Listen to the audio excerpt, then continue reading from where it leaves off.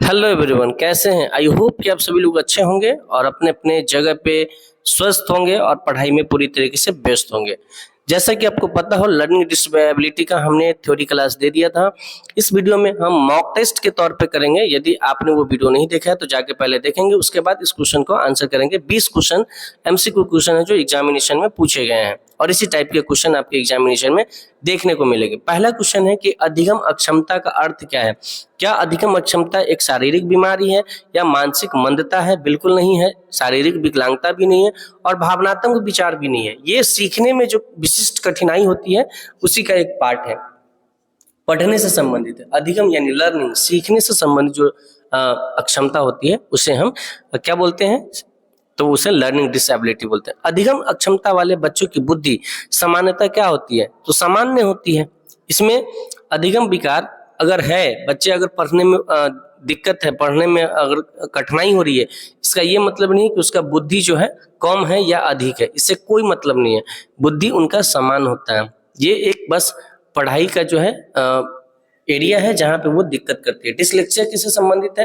तो dyslexia generally पढ़ने से संबंधित है। बच्चे को जब पढ़ने में दिक्कत होती है, जब वो W को M पढ़ता है ना, जब D को B को वो D पढ़ता है, लिखता नहीं है, पढ़ता है, तो उसे हम डिसलेक्सिया बोलते हैं। आप देखते होंगे अपने विद्यालय में कभी कभी जो बच्चे 6 को 9 लिखता होगा और 3 को इस तरीके से घुमा देता होगा। तो ये सारी जो प्रॉब्लम है जो पढ़ने में होती है उसे हम डिसलेक्सिया करते हैं, और यही चीज ये लिखता है उल्टा तो उसे हम डिस्ग्राफिया कहते हैं। जैसे देखिए, सेम यही चीज डिस्ग्राफिया लिखने से संबंधित हो गया। डिस्ग्राफिया में आपको ग्राफ शब्द का इस्तेमाल हो रहा है और ग्राफ जनरली हम लिखते हैं।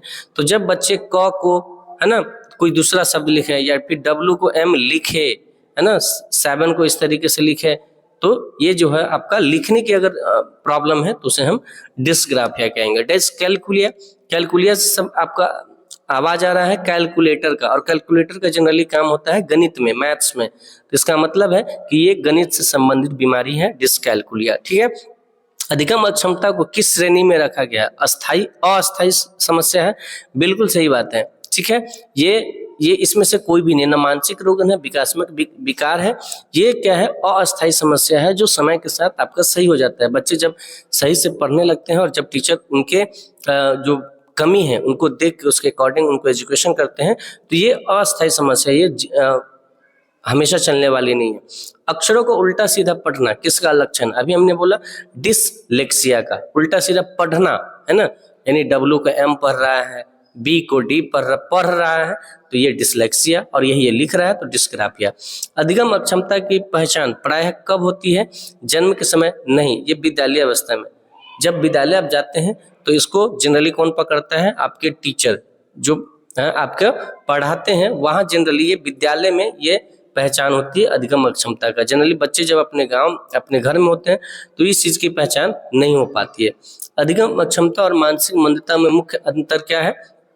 तो बुद्धि स्तर नहीं, बिल्कुल गलत बात है। हाँ, बुद्धि स्तर ही होगा, है ना, अधिगम स्तर का। व्यवहार, मानसिक अधिगम अक्षमता और मानसिक मंदता में जो है व्यवहार का असर हो जाता है, व्यवहारिक। ऑप्शन नंबर ए इसका करेक्ट हो जाएगा। अधिगम अक्षमता वाले बच्चों के लिए सबसे उपयुक्त शिक्षण विधि कौन सी है?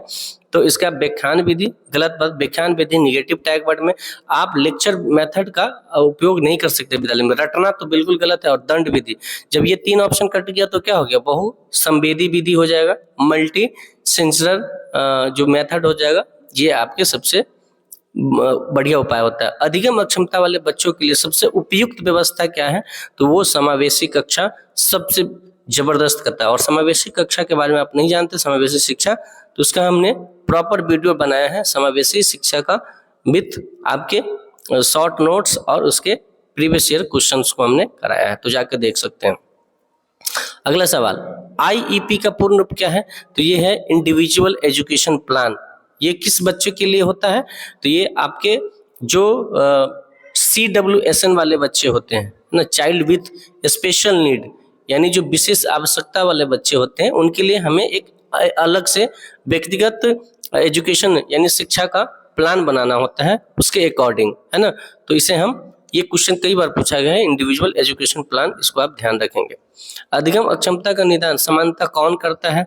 अभिभावक करता है, शिक्षक करता है, विशेष मनोविज्ञान यानी विशेष शिक्षाविद और मनोविज्ञान कहते हैं।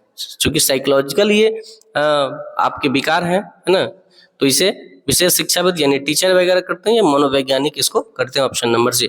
अधिगम अक्षमता वाले बच्चों के मूल्यांकन का स्वरूप कैसा होना चाहिए? प्रतिस्पर्धात्मक नहीं होना चाहिए, समान भी नहीं होना चाहिए और कठोर भी नहीं होना चाहिए, लचीला होना चाहिए, यानी बच्चों के अकॉर्डिंग होना चाहिए, फ्लेक्सिबिलिटी होनी चाहिए उसमें। अधिगम अक्षमता वाले बच्चों के लिए सबसे पहले आवश्यक क्या है? दंड देना, तुलना करना, उपेक्षा नहीं, उसकी शीघ्र पहचान करिए कि बच्चे में कौन सी अधिगम यानी लर्निंग डिसेबिलिटी है, उसके बाद उस पर निदान का काम करना शुरू करिएगा। निम्न में से कौन अधिगम अक्षमता नहीं है? डिसलेक्सिया एक अधिगम अक्षमता है, आपको बताना है कि कौन से डिपार्टमेंट से संबंध है। डिस्कैल्कुलिया भी है और डिस्ग्राफिया भी है। सेरेब्रल पाल्सी जो है ये आपके मानसिक रोग है, तो ये आपके ऑप्शन डी इसका करेक्ट हो जाएगा, नहीं है। अधिगम अक्षमता वाले बच्चों के लिए गृह कार्य कैसा होना चाहिए? अधिक होना चाहिए, कठिन होना चाहिए, कम और स्पष्ट होना चाहिए। ऑप्शन नंबर सी इसका करेक्ट हो जाएगा। आगे चलेंगे, अगर वीडियो अच्छी लगे तो लाइक कर दीजिएगा। अधिगम अक्षमता में सबसे अधिक जो प्रभावित क्षेत्र है वो शारीरिक विकास, भाषा कौशल, सामाजिकता या भावनात्मक संतुलन। तो ये आपका अधिगम विकार में आपके क्या हो जाएंगे? भावनात्मक संतुलन जो है ये आपका इफेक्ट होता है, प्रभावित होता है। अधिगम अक्षमता वाले बच्चों के लिए सहायक वातावरण कैसा होना चाहिए? प्रतिस्पर्धा डर पर आधारित, गलत है। सकारात्मक और सहयोगात्मक यानी पॉजिटिव होना चाहिए और एक दूसरे के सहयोग करने जैसा होना चाहिए, ठीक है। तो इसलिए इसका करेक्ट आंसर हो जाएगा आपके ऑप्शन सी। और दंडात्मक तो आपको पता है कि दंड आप नहीं दे सकते बच्चे को। इसमें अधिक अक्षमता से प्रश्न मुख्यतः किस पे आधारित होते हैं? तो ये आपके किस पे होता है? परिभाषा, प्रकार और शिक्षण पे। ऑप्शन नंबर सी इसका करेक्ट हो जाएगा। तो ये रहे आपके 20 टॉप एमसीक्यू क्वेश्चन। आप कमेंट में जरूर बताइएगा कि आपके 20 में से कितने ऐसे क्वेश्चन थे जो आप जानते थे और आपके सही हुए। बाकी आपको नेक्स्ट वीडियो किस टॉपिक पे चाहिए आप हमें कमेंट जरूर करिएगा। मिलते हैं नए टॉपिक के साथ। इसी तरीके से हम टॉपिक वाइज आपके एमसीक्यू क्वेश्चन का सीरीज चला रहे हैं। तो तब तक के लिए आप स्वस्थ रहिए, मस्त रहिए, अपने पढ़ाई में व्यस्त रहिए। वीडियो को ज़्यादा से ज़्यादा लोगों के पास शेयर कर दीजिए। Thank you so much. जय हिंद।